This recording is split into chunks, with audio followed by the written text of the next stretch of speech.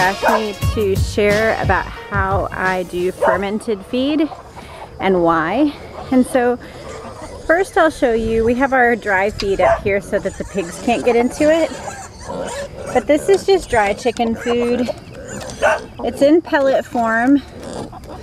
So we feed the pellets because it makes less mess, and also if it gets spilled out, they still can see it. We did start ours at about 3 months old. I think I started fermenting their chick feed. I found that it was easier to ease into it by starting with 1 day of ferment and easing into having more. So now we go anywhere from 1 to 2.5 days of ferment is what my chickens seem to prefer. So fermenting is just really soaking the feed for anywhere from 24 hours to 4 days. This has just been soaked for a little over 24 hours. You can see my pigs are actually getting into it, but it's for my chickens, it's not for my pigs. You may have noticed when I was getting the eggs, they are clean eggs. A big part of the reason for that is because we use fermented feed. So first thing I'm gonna do is just pour out today's fermented feed. My feeding bowl has holes, and that helps it to drain. I wait until they've used up what's there before I give them more. Oh, they know they're getting fermented feed. Hooray, hooray. When I'm getting it, here's what it looks like. It just looks like a kind of filmy, yellowy water. And right below the surface, let's see, right there, is all this feed that has soaked overnight. And so I'm just gonna pour that into their bucket. All right, girls, here. I let all the liquid drain and then I pour the rest. I like everything about it.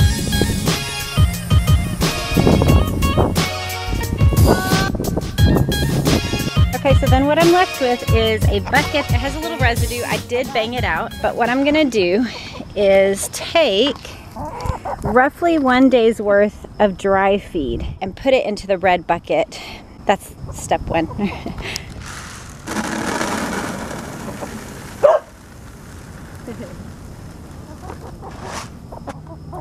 When you ferment, the grains expand and they also become more nutritious. And so right now I just have my dry feed here, but what I'm going to do is take my water and I'm just going to make sure I try to get down into every corner because I don't want any dry feed getting in there. But we just, I just sometimes use the hose to stir. But we just get wetness all the way down in there. I wash down the sides just to get all the previous ferment into there. If you do anything like sourdough or kombucha, it's actually a similar process. You're just soaking it to make it more nutritious. And the longer you go, the more that it ferments, which can be good for them, but can also cause them to turn their nose up at the flavor. So I tend to stay between 1 to maybe 2.5 days at most. And you're gonna put, you can see probably, but I put roughly 1.5 to 2 times the amount of water into the bucket. Certainly by tomorrow midday, the feed will have expanded and be either right below the surface or even it'll all be soaked in. This is fermented feed that has risen all the way to the top, and that's okay. I'm just getting it straight out, but I wouldn't leave it for another day. You actually always want to keep it covered with water. So if you notice that it's done that, you need to add a little bit of water if it's risen up out of the water. But that's it. And then I just take my bucket, I set it out. It doesn't have to be in any special place or do anything special. I keep out both at the same time. So we do have dry feed out if they want it, but we also keep out the fermented feed. It's like free choice, you know, they can eat some of the fermented and some of the dry. So the reason we do fermented feed, I think I hinted at it for sure in my first video, and I don't know if I've mentioned it since then, but there's a few reasons. One is that it's just good for the chickens. It's a little bit healthier. It's like sprouting wheat or fermenting kimchi or something. It's like the first step of that. But what's happening is it helps sprout the grains. They enjoy it. It helps their digestive system. But then the other thing that I really like about it is it keeps their digestive system moving really well. So they don't have poop building up. That's what makes the eggs clean. Is it just basically, they have one oviduct, and that one oviduct is where their egg starts out and comes through their body. Their solid and liquid all come out of that same hole. And so if that hole gets poop buildup on it or slowly moving through, then as the egg comes through, it can gather on there. But if they have a nice working digestive system that's just moving, nothing's sticking to the insides, nothing's getting clogged up, then you end up with really nice clean eggs. And I like that effect.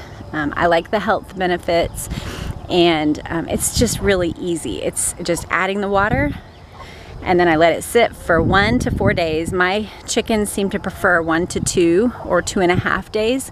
I think one time I did let it get to like 3.5 days, and it took them longer to eat it because it makes the flavor stronger.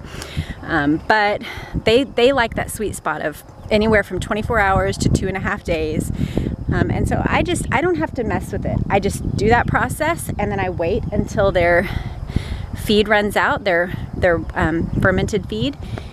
And at the next feeding time, then I just give them the fermented feed. So there's no rocket science to it. It's adjustable to how they're doing and what they're eating, but it's one little thing that I can do that makes things work better. So that is how and why we do fermented feed. I find that it's a very easy process. I'm already getting feed and I'm already getting water. It adds one tiny step, but for us the benefits are so big that it's worth it. So leave your experiences in the comments. Let me know if you're gonna try it. Let me know what you think of this video, and do like and subscribe and share this with friends who have chickens. I'd love any feedback you have for me, and I'd love your help to spread this content to as many people as possible so that more people can benefit and more chickens can benefit. Have a good day. I like everything about you.